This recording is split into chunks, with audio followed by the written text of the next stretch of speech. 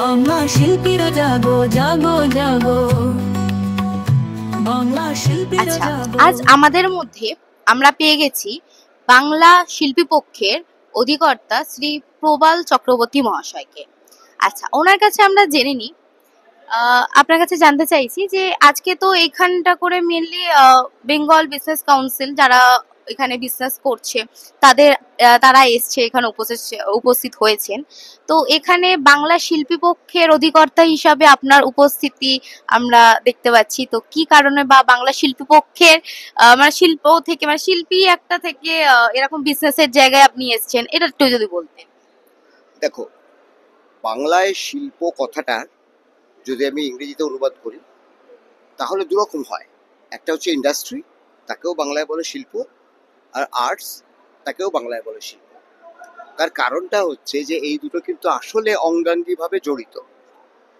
মূল ব্যাপারটা এই জায়গায় যে যারা শিল্প করেন তারা তো পেশাদার, তাদের সংসার চলে গান গেয়ে কিংবা নাচ করে কিংবা ছবি এঁকে কিংবা কোনো মূর্তি তৈরি করে, অভিনয় করে, সিনেমা ডিরেকশন দিয়ে, এগুলো কিন্তু পেশা।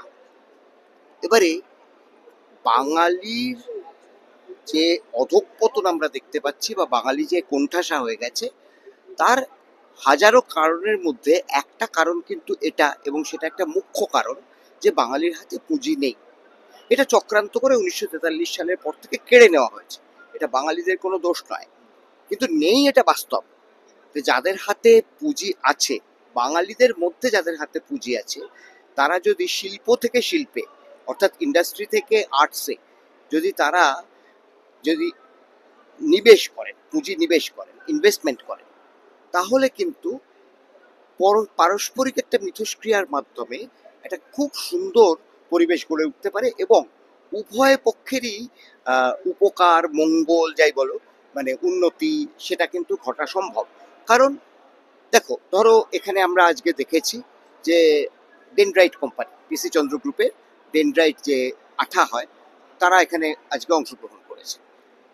ধরা যাক ডেনড্রাইট কোম্পানি একটা সিনেমা স্পন্সর করলো, সিনেমা প্রডিউস করলো, আগেও এটা করেছে। জমালয়ে জীবন্ত ভানু বলে যে সিনেমাটা হয়েছে, সেটা কিন্তু প্রডিউস করেছে বুড়িমা চকলেট বোম। বুড়িমা চকলেট বোমের জায়গাটা একদম আলাদা, সিনেমার জায়গাটা একদম আলাদা, কিন্তু এরা যখন পরস্পর হাত মেলাচ্ছে তখনই বাঙালির আসল ঐক্যর জায়গাটা তৈরি হচ্ছে।